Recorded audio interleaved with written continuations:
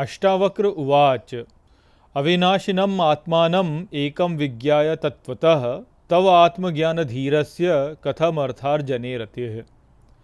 नमस्कार मित्रों, ये जो श्लोक है ये अष्टावक्र गीता के तीसरे अध्याय का पहला श्लोक है जिसे हम आज गहराई से समझेंगे। तो आइए सबसे पहले इसके अर्थ को समझते हैं। तो जो श्लोक है वो कहता है अष्टावक्र उवाच, अर्थात अष्टावक्र बोले, अविनाशिनम आत्मानम, अर्थात अविनाशी आत्मा को, एकम विज्ञाय तत्वतः, अर्थात एक जानो तत्व रूप से, तव आत्मज्ञान धीरस्य, अर्थात तुम आत्मज्ञानी धीर की, कथम अर्थात जने रति है, अर्थात कैसे संपत्ति को उत्पन्न करने में रति होगी।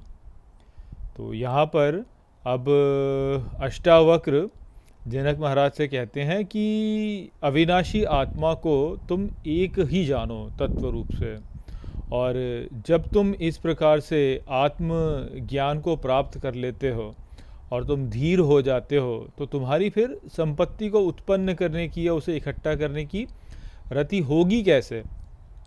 तो यहाँ पर ये जो बात अष्टावक्र ने बोली कि अविनाशी आत्मा जो है वह एक है, उसे तत्व रूप से एक जानो, तो ये बात तो जो है ये पहले भी कई बार दोहराई जा चुकी है कि जो हमारे भीतर उपस्थित आत्मा है, जो स्वयं का बोध है, वह वास्तव में एक ही है, क्योंकि वह सब में एक समान ही है, उसमें कोई भेद नहीं है। आप में या किसी अन्य व्यक्ति में, सब में जो है वो जो मैं का भाव है, वो जो आत्मा का भाव है कि मैं, वो एक ही है। तो इसलिए ये जो आत्मा है, अविनाशी आत्मा है, जो हमारा सच्चा स्वरूप है, वह तत्व रूप से एक ही है। और क्योंकि वह एक ही है तो इससे हम ये जान सकते हैं कि संसार में जो कुछ भी है वो आत्मा का ही है। आत्मा ही यहाँ पर सब कुछ का स्वामी है। तो जो ये जान लेगा, तत्व रूप से जान लेगा, अर्थात जिसको ये स्पष्ट हो जाएगा, जिसके मन में ये दृढ़ विश्वास हो जाएगा कि आत्मा एक ही है और वह सब में विद्यमान है, तो मुझ में भी है और आप में भी है और किसी अन्य व्यक्ति में भी है, और वह ही हमारा सच्चा स्वरूप है। तो उस स्थिति में ये जो संपूर्ण संसार है, इसका जो स्वामी है वह फिर सीधा सीधा हमसे जुड़ जाता है। अर्थात एक रूप से देखा जाए तो हम ही वास्तव में इस संपूर्ण संसार के स्वामी हो जाते हैं।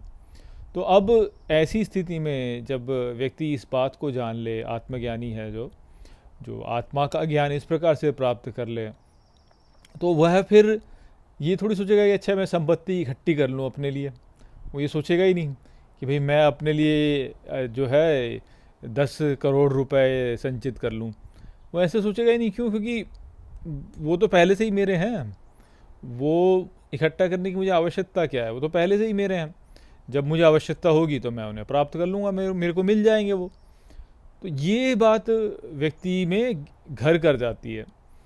तो जो आत्मा के सच्चे स्वरूप को जान लेता है और देख लेता है कि सब में वह एक ही आत्मा है, उसमें फिर संपत्ति इकट्ठी करने की कोई उसमें लालसा ही नहीं रहती। क्यों? क्योंकि उसे उसका महत्व ही नहीं दिखता। उसे लगता है कि ये तो किसी काम का कार्य है ही नहीं, क्योंकि सब कुछ तो पहले से ही मेरा है, तो फिर मैं उसको इकट्ठा क्यों करूँ। ये तो ऐसा हो गया कि आपके पास 10 करोड़ रुपए हों और उनमें से जो है आप 100 रुपये लेके अपने पास रख लें और बोलें कि ये मेरे हैं, ये मेरे हैं करके ऐसे सोचें, तो वो वाली स्थिति हो जाएगी फिर, क्योंकि संपूर्ण संसार के ही स्वामी आप हो जाएंगे उस समय।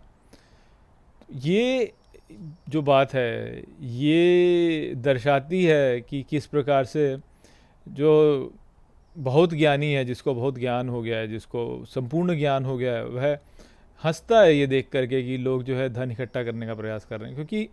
क्योंकि वो वो जो धन है वो वास्तव में उसका वैसे है ही नहीं, और वैसे देखा जाए तो उसका ही है। तो ये उस प्रकार से देखता है व्यक्ति।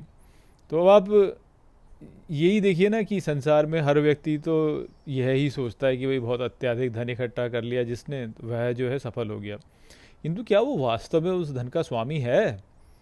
जैसे एक कथा आती है कि भाई एक बार एक व्यक्ति जो है वह एक झोले में बहुत सारा सोने के मुद्राएं लेकर के जो है जा रहा था एक पोत में।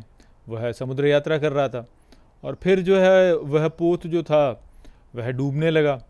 तो अब वह डूबने लगा तो जो बोरा था उसके पास में जिसमें उसने सोने की मुद्राएं इकट्ठी की हुई थी वह भी फिर उसके साथ में डूबता। अब उसे तैरना आता था किंतु वो जो सोने की मुद्राएं थी उनको वह त्यागना नहीं चाहता था।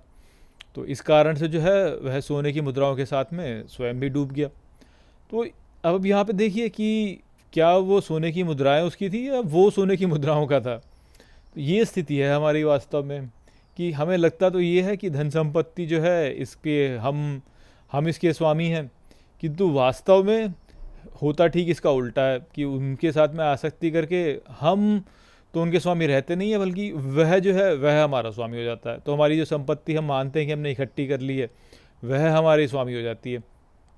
तो ऐसी हमारे साथ स्थिति होती है, जबकि वास्तव में स्वामी कौन है? वास्तव में हम स्वामी हैं उसके। ये संसार जो है ये हमारा स्वामी नहीं है, वास्तव में हम संसार के स्वामी हैं। किंतु अज्ञान के कारण जो है हम संसार के नीचे आ जाते हैं, संसार हमें दबाने लगता है, फिर हमें संसार की से चिंता होने लगती है, संसार में हमें भय होने लगता है, जबकि वास्तव में होना इसका ठीक उल्टा चाहिए। क्यों? क्योंकि संसार जो है वो तो नष्ट होने वाला है और हम कभी नष्ट होंगे नहीं। किंतु हम जो है अपनी मूर्खता में उल्टा करने लगते हैं, संसार से भय करने लगते हैं, संसार में आसक्ति कर लेते हैं, फिर जो है राग द्वेष और इनमें फंस करके बहुत से दुख झेलते हैं।